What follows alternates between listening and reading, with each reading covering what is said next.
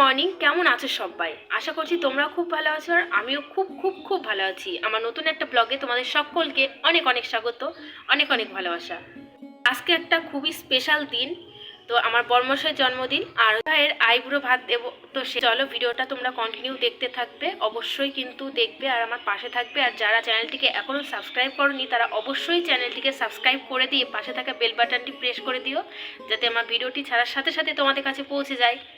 তো ভাবছি যে দুদিন পর তোমাদের সাথে ব্লগ শেয়ার করবো। আর সামনে তো দিদিভাইয়ের বিয়ে, এই সামনে বৃহস্পতিবারের বিয়ে, মানে 30শে জানুয়ারি দিদিভাইয়ের বিয়ে। তো তোমাদের সাথে মেহেন্দি অনুষ্ঠান, সঙ্গীত অনুষ্ঠান, হলদি অনুষ্ঠান, তারপর বিয়ে, রিসেপশন সমস্ত কিছু শেয়ার করব। তো তোমরা আমার ভিডিওটি দেখার জন্য কিন্তু পাশে থাকতে হবে।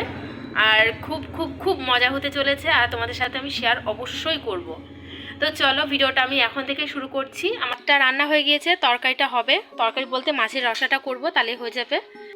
তেলাপিয়া মাছ ছিল, জিয়ানো তেলাপিয়া মাছের রসা হচ্ছে। সকালের দিকটাতে ভালোই ঠান্ডা ঠান্ডা পড়ছে, তাই স্নানটা আর করিনি। জামা কাপড় ছেড়ে নিয়ে রান্না করতে চলে এসেছি। সকালের ভাতটা খেয়ে নিয়ে তারপরে স্নান করবো। আর এইদিকে দেখো বড়মশাই বাজার টাজার করে সব নিয়ে চলে এসেছে। স্নানটা সেরে নিয়ে এক ফাঁকে বড়মশাইয়ের জন্য পায়েসটা বানিয়ে নিয়েছি, কারণ বেলায় বেলায় জন্মদিনের পায়েসটা বানিয়ে নিতে হবে, তাই জন্য। আর এই দিকে দেখো ফ্রায়েড রাইসের জন্য সমস্ত সবজি ভেজে নিচ্ছি, আর ওই দিকটাতে ভাতটা বসিয়ে দিয়েছি। আর অনেক কিছু যেহেতু রান্না হবে, তো আমার রান্না করতে করতে তো অনেকটাই লেট হয়ে যাবে। তো মাকে বললাম যে তোমার ছেলেকে আশীর্বাদটা করে দাও আর পায়েসটাও খাইয়ে দাও, কারণ পায়েসটা আগে আগেই খাওয়াতে হয়। তো তারপরে বড়মশাইকে পরে সমস্ত কিছু সাজিয়ে গুছিয়ে দেব। তো দেখো মায়ের দেওয়া হয়ে গিয়েছে, এখন আমার মেয়ে ওর বাবাকে আশীর্বাদ করছে। সব রান্নাগুলো হয়েই গিয়েছে, আর শুধুমাত্র এই বাটা মাছের রসাটা করব, তাহলে হয়ে যায়। আর এই দেখো রান্না করতে করতে মা আর বাবা চলে এসেছে।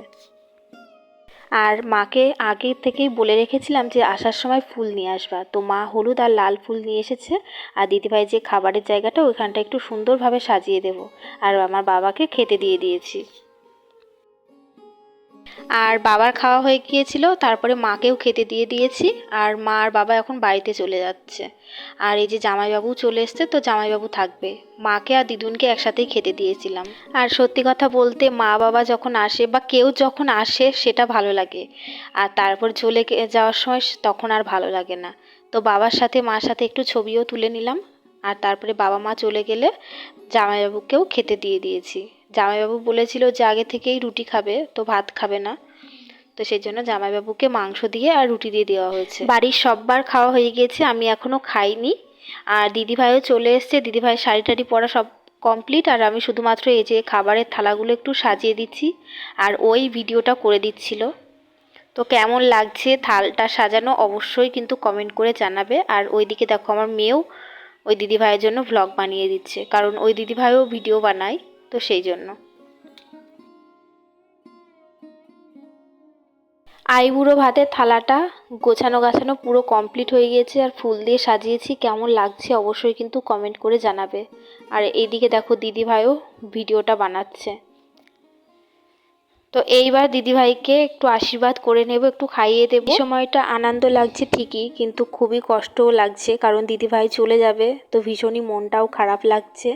তো আমি তো পুরো কান্না করে দিয়েছিলাম। তো এইদিকে দেখো দিদিভাইকে একটু আশীর্বাদ করে নিচ্ছি, আর সিঁদুরে ফোঁটা দিতে হয়। আগে থেকেই ভেবেছিলাম যে আমি ভয়েসটা পরে দেব না, মানে যখন হবে তখনই দেব, কারণ আমাদের এখান থেকে আজকে থেকে অধিবাস শুরু হয়েছে অষ্টম প্রহরের। তো সেই জন্য গান বাজছে, তাই ভাবলাম যে পরেই ভয়েসটা দেব, আর সেই জন্য পরেই ভয়েস দেওয়া হচ্ছে।